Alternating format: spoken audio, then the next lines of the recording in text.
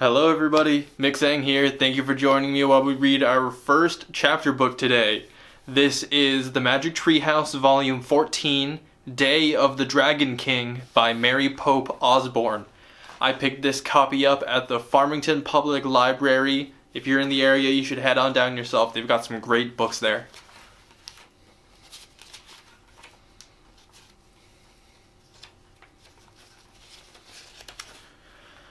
Let's start with the prologue.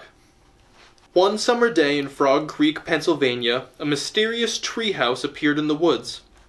8-year-old Jack and his 7-year-old sister Annie climbed into the treehouse. They found that it was filled with books.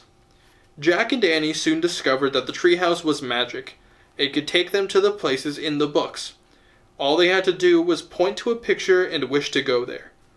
Along the way, they discovered that the treehouse belongs to Morgan Le Fay. Morgan is a magical librarian from the time of King Arthur. She travels through space and time gathering books.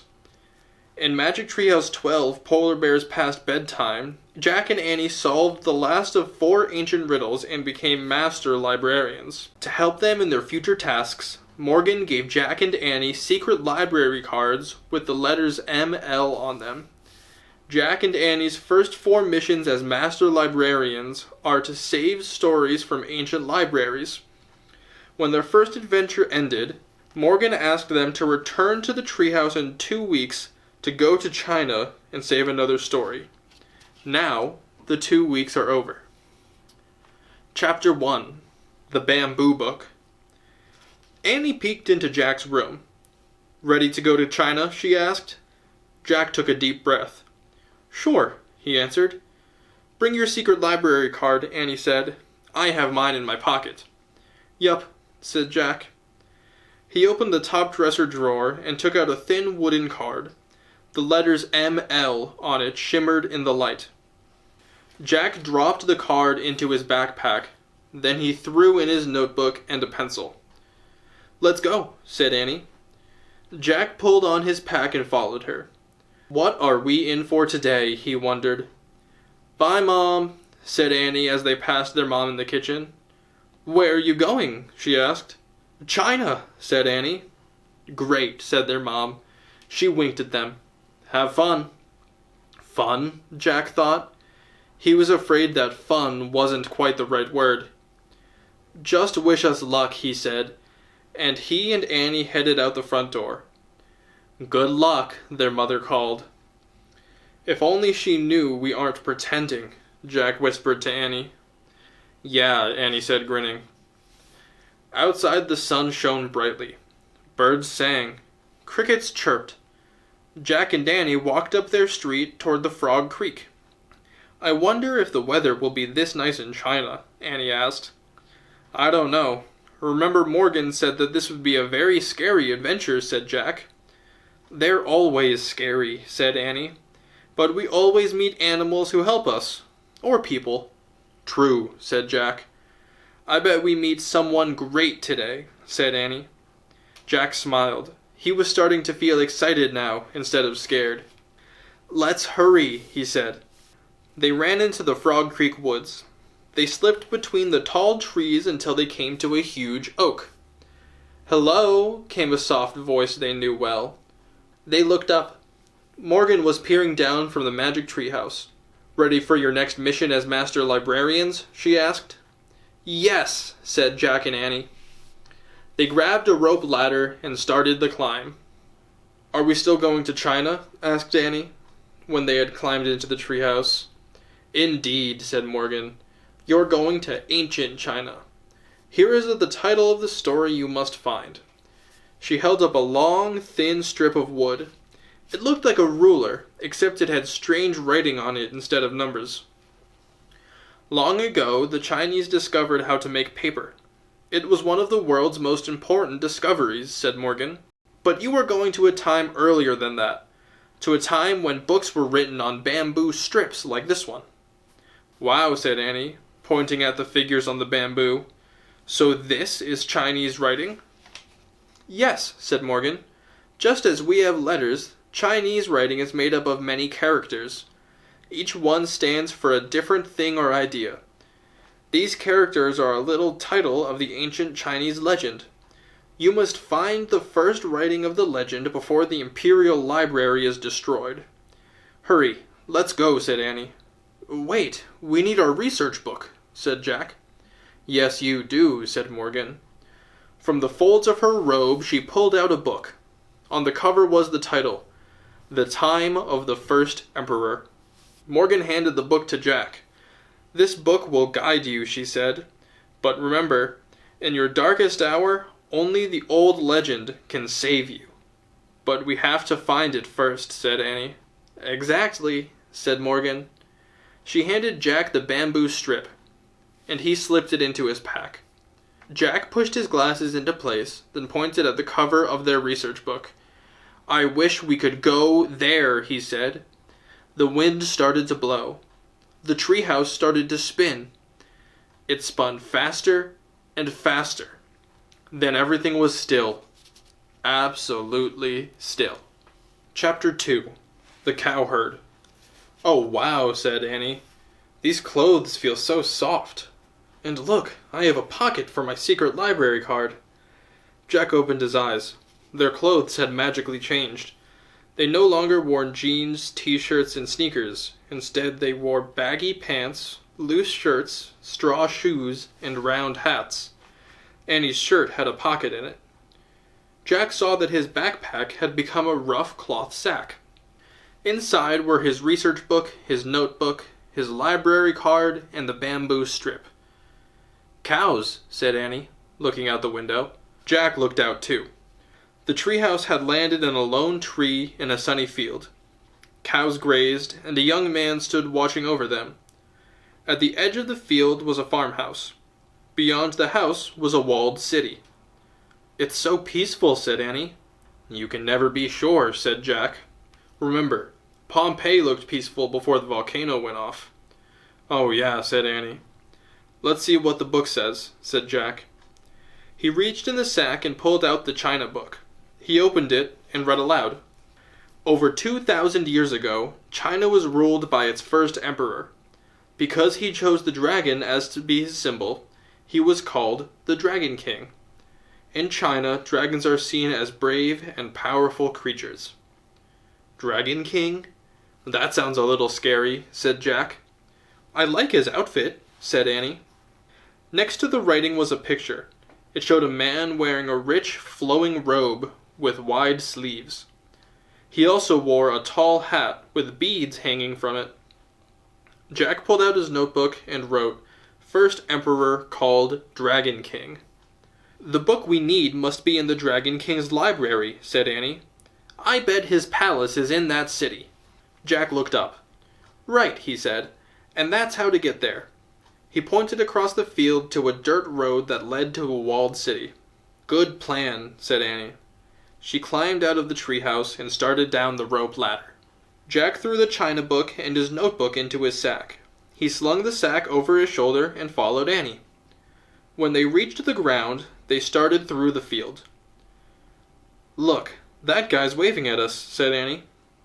The man tending the cows was shouting and waving. He started running towards them. Uh-oh, what's he want? Said Jack. A moment later, the man stood in their path. He was young and handsome with a kind face. Can you do me a great favor? He asked. I would be most grateful. Of course, said Annie. Give a message to the silk weaver. You will see her at the farmhouse, said the young man. Tell her to meet me here at twilight. Sure, no problem, said Annie. The young man smiled. Thank you, he said. Then he started to leave. Wait, excuse me, said Jack. Do you know where we can find the Imperial Library?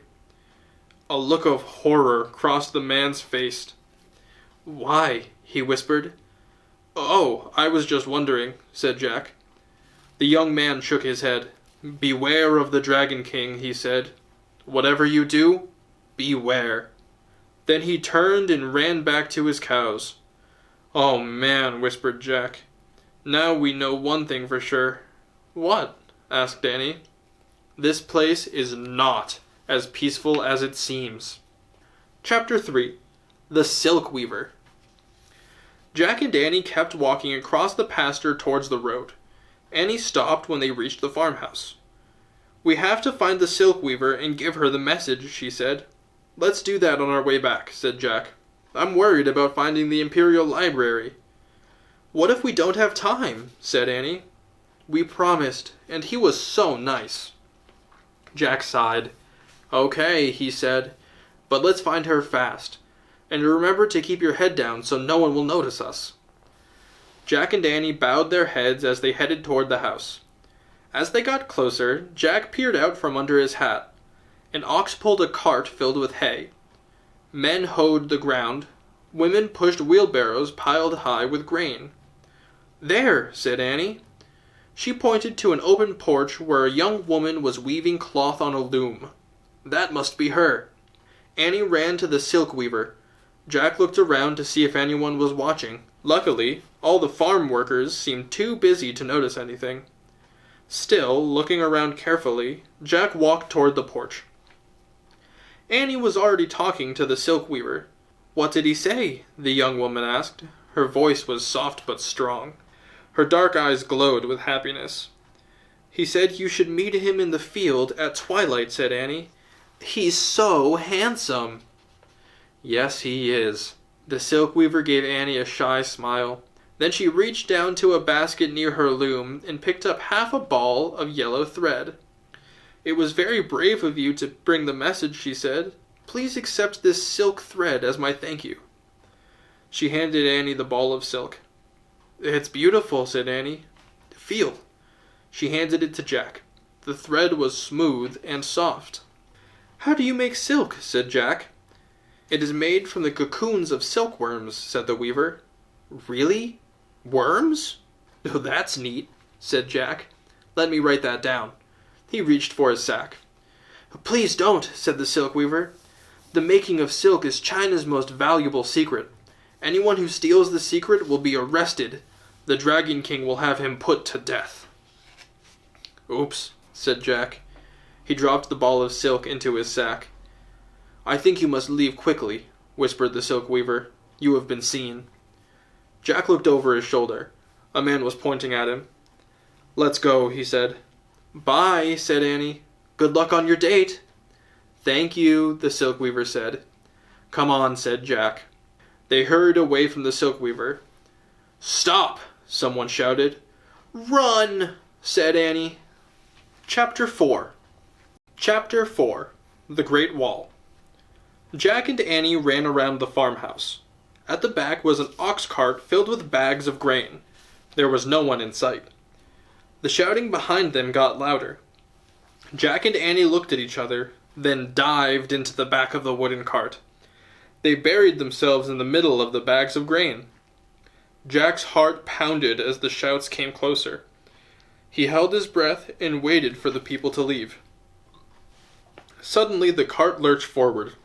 Someone was driving them away. Jack and Annie peeked over the bags. Jack saw the back of the driver.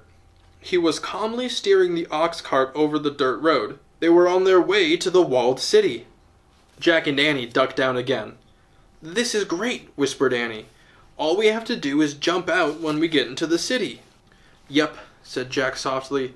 "Then we'll find the Imperial Library, find the book, and get back to the magic treehouse." "No problem," whispered Annie. "Whoa!" The cart came slowly to a halt. Jack held his breath. He heard voices and the heavy tramping of feet. Lots of feet. He and Annie peeked out. "Oh man," he whispered. A long line of men was crossing the road in front of the cart. They carried axes, shovels, and hoes. Guards marched alongside them. "Let's find out what's happening," said Jack. He reached into his sack and pulled out the china book. Pushing his glasses into place, he found a picture of the workers. He read, "The Dragon King forced many of his subjects to start building a wall to protect China from invaders. Later emperors made the wall even longer. Finally, it stretched 3,700 miles along China's border.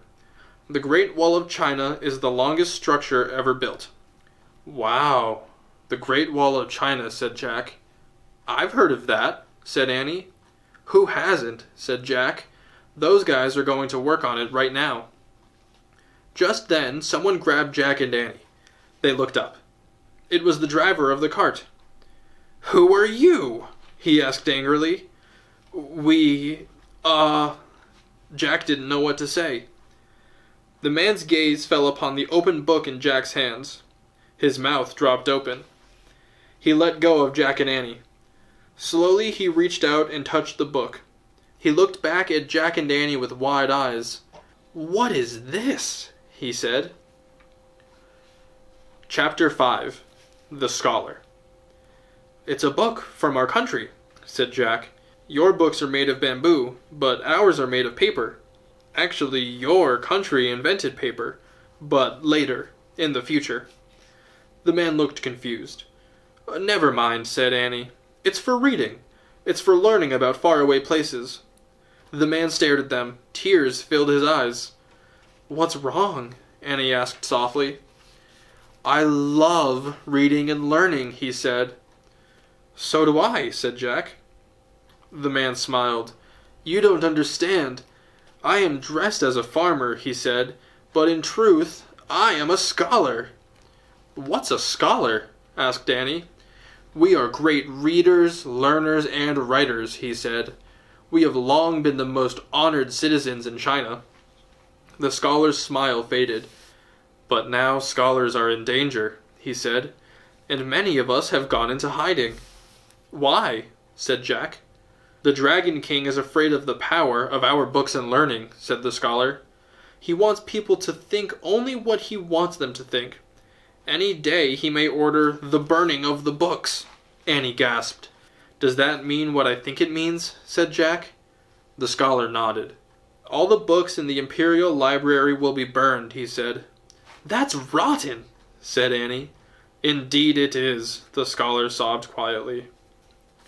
"Listen, we have a mission to get a book from that library," said Jack. "Who are you?" asked the scholar. "Show him," said Annie.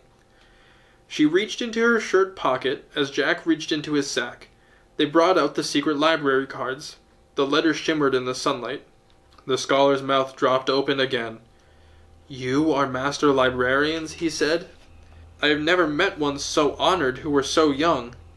He bowed to show his respect. "Thank you," said Jack and Annie. They bowed back to him. "How can I help you?" asked the scholar. "We need to go to the Imperial Library and find this book," said Jack. He held out Morgan's bamboo strip to the scholar. "We will go to the Imperial Library," said the scholar. "As for the story, I know it well. It is a true one written not long ago, but I warn you, we will be in great danger." "We know," said Annie. The scholar smiled. "I am happy to be doing something I believe in again," said the scholar. "Let us go." They all climbed into the front of the cart. The long line of wall builders was marching in the distance. As the oxen started forward, the scholar turned toward Jack and Annie. "Where are you from?" he asked. "Frog Creek, Pennsylvania," said Annie. "I have never heard of it," said the scholar. "Do they have a library there?" "Oh, sure. There's a library in every town," said Jack. "In fact, there are probably thousands of libraries in our country." "And millions of books," said Annie. "And no one burns them." "Right," said Jack. "Everyone gets to go to school and learn to read them." The scholar stared at them and shook his head. "It sounds like a paradise," he said. Chapter 6. The Dragon King. The ox cart bumped over the wooden bridge that crossed over the moat. Then it passed guards standing by giant wooden gates. "Are the gates ever closed?" asked Jack. "Oh, yes. Every day at sunset," said the scholar. "When the gong sounds, the gates close, the bridges come up, and the city is sealed off for the night." "I guess visitors have to leave before that happens," said Annie. "Or they'll be stuck here for the whole night, right?" "Yes," said the scholar. The cart bumped between the city gates. Rows of small houses were bunched together on either side of the street. They were made of mud with straw roofs. People cooked over outdoor fires. They washed their clothes in wooden tubs. As the ox cart bumped along, the houses got larger. These were made of painted wood and pottery tiles. They all had curved roofs. "Why are all the roofs like that?" asked Jack. "To keep away the bad spirits," said the scholar. "How do they do that?" said Annie. "The spirits can only travel in straight lines," said the scholar. "Wow," whispered Annie. The cart went by some open tea shops. Then it passed a large market square filled with stalls and shoppers. People were buying and selling fish, chickens, firewood, wagon wheels, silk cloth, furs, and jade jewelry. Some people were lined up at a stall filled with tiny cages. "What's for sale there?" said Annie. "Crickets," said the scholar. "They make good pets. You can feed them tea leaves and enjoy their delicate song." The cart moved on toward the Dragon King's walled palace. They stopped in front of the gates. "Grain delivery!" the scholar shouted up to the guard at the tower. The guard waved them through. Inside were beautiful gardens and huge mounds of earth surrounded by a low brick wall. "This is the imperial burial grounds," said the scholar, pointing at the mounds. "Who is buried there?" said Jack. "The ancestors of the Dragon King," said the scholar. "What are ancestors?" Annie asked. "They are the people in your family who lived before you," said the scholar. "Someday the Dragon King himself will be buried there. 300,000 workers have been building his burial tomb." "Oh man," said Jack. He looked over his shoulder at the burial grounds. He wondered why it took so many workers to build a tomb. "No!" said the scholar. Jack whirled around. "What's wrong?" he asked. The scholar pointed at the palace courtyard. A fire of smoke was rising into the sky. "Fire!" said the scholars. "The books!" said Jack. "Hurry!" said Annie. The scholar snapped the reins. The oxen trotted up the stone path. When the cart rolled into the courtyard, soldiers were everywhere. Some threw wood on a huge bonfire. Others were carrying bamboo strips down the steep stairs that led to the palace. "Are those books?" asked Jack. "Yes. The strips are tied together into different bundles," moaned the scholar. "Each bundle is a book." "Look," said Annie, pointing to the palace entrance. Stepping outside was a man in a rich, flowing robe and a tall hat. Jack knew him at once. The Dragon King. 7. The burning of the books. The Dragon King watched the bonfire as it blazed up toward the sky. Around the fire, the air was thick and wavy. Bamboo books were stacked beside the fire, waiting to be burned. "Hurry," said the scholar. They jumped down from the cart and jumped toward the crowd by the bonfire. The Dragon King shouted to the soldiers. They began throwing the books into the fire. The bamboo crackled as it burned. "Stop!" cried Annie. Jack grabbed her. "Quiet!" he said. Annie pulled away. "Stop!" she shouted again, but her voice was lost in the noise of the roaring fire. "There's your story," said the scholar. He pointed to a bamboo book that had fallen off of a waiting stack. "I'll get it," said Annie. She dashed over to the book. "Annie!" Jack cried, but she had already snatched up the bundle of bamboo strips and was charging back at them. "Got it! Quick, put it in your sack," she said. Jack put the bundle of bamboo strips in his sack. Then he looked around fearfully. He gasped. The Dragon King was glaring at them. Then he headed their way. "Seize them!" the Dragon King shouted. "Run through the burial grounds," the scholar said to Jack and Annie. "The soldiers will be afraid to follow. They fear the spirits of the ancestors." "Thanks," said Jack. "Thanks for everything." "Good luck," cried Annie. Then she and Jack took off. Soldiers shouted after them. An arrow whizzed by, but Jack and Annie kept running. They ran down the path to the burial grounds. They jumped over the low brick wall and ran between the huge mounds of earth. Suddenly, arrows filled the air around them. The archers were shooting from the tower. "Look," cried Jack. There was a doorway in one of the mounds. Jack and Annie ducked inside. They were in a long hallway lit with oil lamps. "It's so quiet," said Annie. She walked down the passageway. "Hey, there are some steps here. "Don't go any farther," said Jack. "Why not?" "We don't know what's down there," said Jack. "This is a burial tomb, remember? It's creepy." "Let's just take a quick look," said Annie. "Maybe it's the way out of here." Jack took a deep breath. "You might be right," he said. "Okay, but go slow." He didn't want to stumble upon a dead body. Annie started down the steep steps. Jack followed. The lamps lit their way as they kept going down and down. Finally, they reached the bottom. Jack blinked. Even though oil lamps glowed everywhere, it was hard to see at first. When Jack's eyes got used to the strange light, his heart nearly stopped. "Oh man," he breathed. They were in a room filled with soldiers. Thousands of them. Chapter 8. The Tomb. Jack and Annie stood frozen. The silent soldiers did too. Finally, Annie spoke. "They're fake," she said. "Fake?" whispered Jack. "They're not real," she said. "They look real," said Jack. Annie walked straight toward the front row of soldiers. Jack held his breath. Annie pulled the soldier's nose. "Fake," she said. "Oh, brother," said Jack. He walked over to the soldier and touched his painted face. It was as hard as stone. "It's amazing," said Jack. Annie nodded. "It's like a museum." She walked down a row between two lines of soldiers. "Wait, this is spooky," said Jack. "What is this place?" He put down his sack and pulled out the china book. He found a picture of the frozen army and read aloud. The Dragon King had 7,000 life-size clay figures made for his burial tomb. The clay was baked and painted. The Dragon King hoped that the clay army would protect him after he died. "It's like the pyramid in ancient Egypt," said Jack. "Remember? The queen was buried with a boat and lots of things to take to the afterlife." He looked around. "Annie?" "I'm here," she called. She was far down another row. "Come back here," yelled Jack. "No, you come here," said Annie.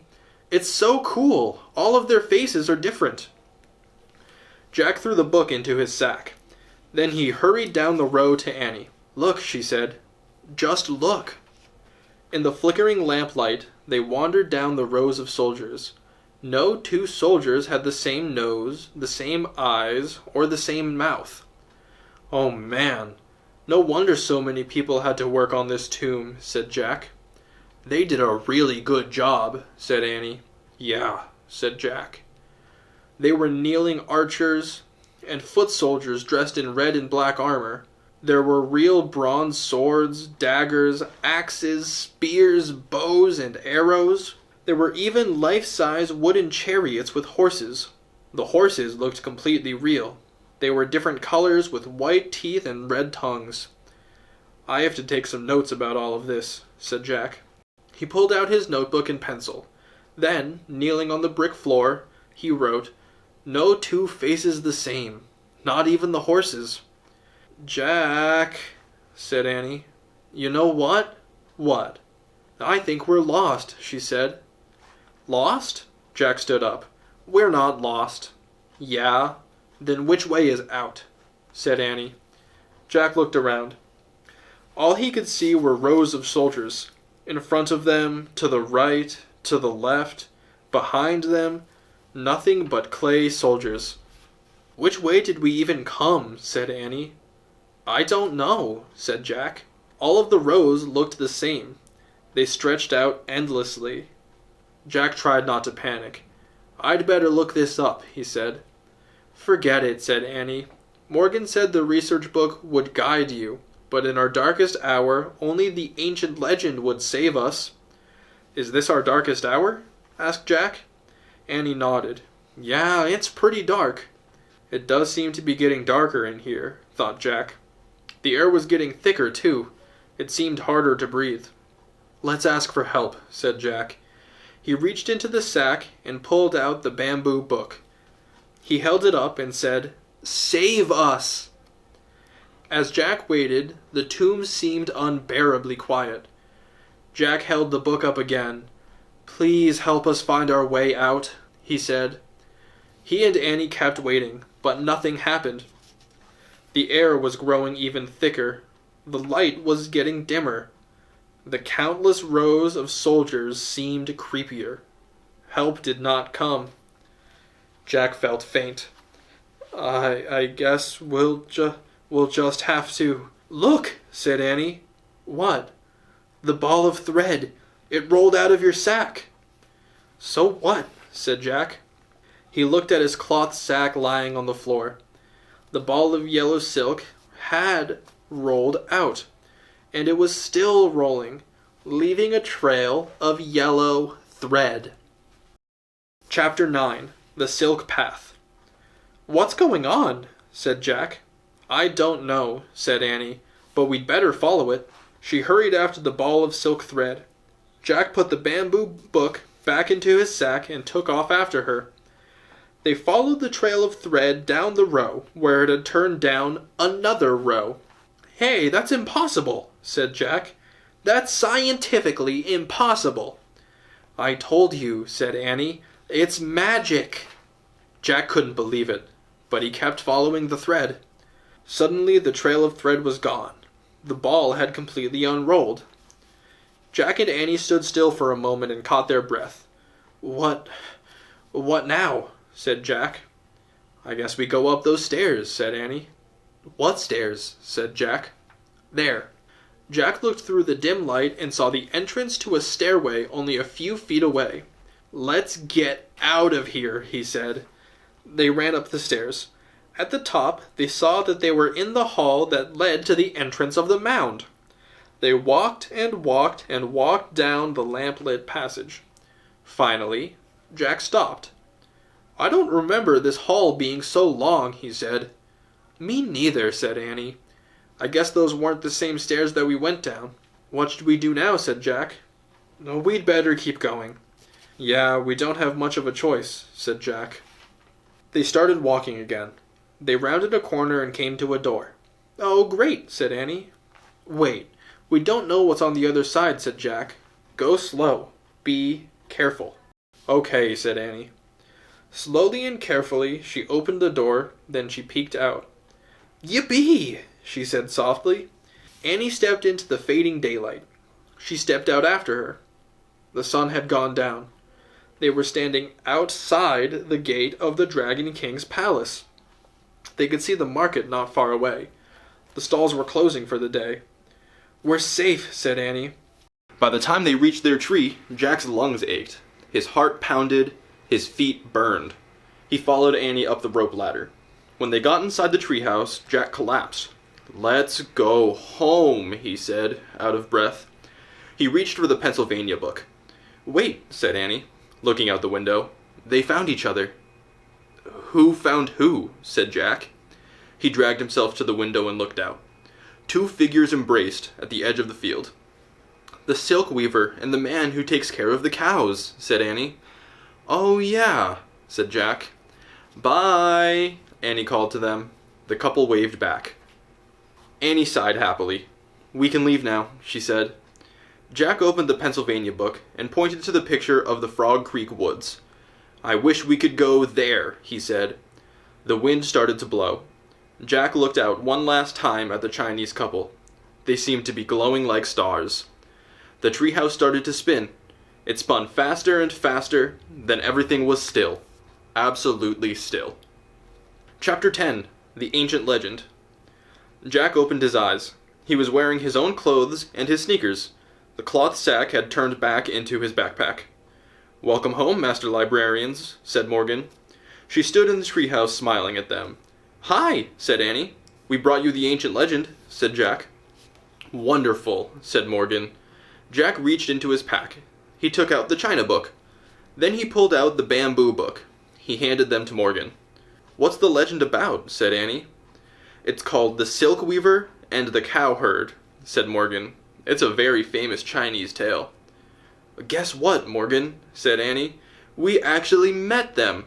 We helped them get together. Oh, did you? Said Morgan. Yes, said Jack. The Skill Weaver's ball of silk saved us. What does the legend say about them? Said Annie. It says that long ago they were heavenly beings who lived in the sky, said Morgan.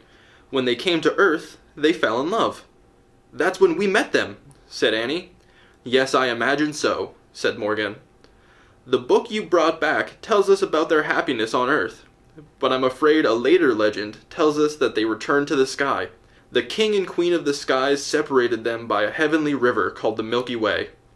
Oh no, said Annie. They get back together once a year, said Morgan. On that night, birds make a bridge in the sky over the Milky Way.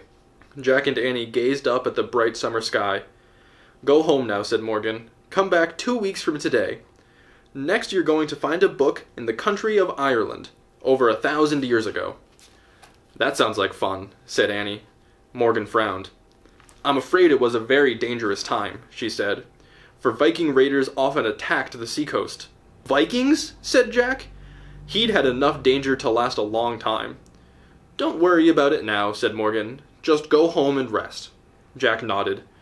I'll try, he said, pulling on his backpack. Bye, said Annie. See you in 2 weeks.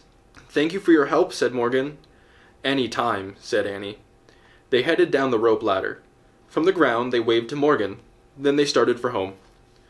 As they got to the edge of the woods, Annie stopped. Listen to the crickets, she said. Jack listened. The cricket chirps sounded louder than usual.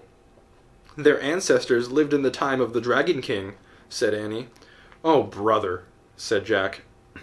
Right now, the grown-ups are telling the little crickets a legend, said Annie.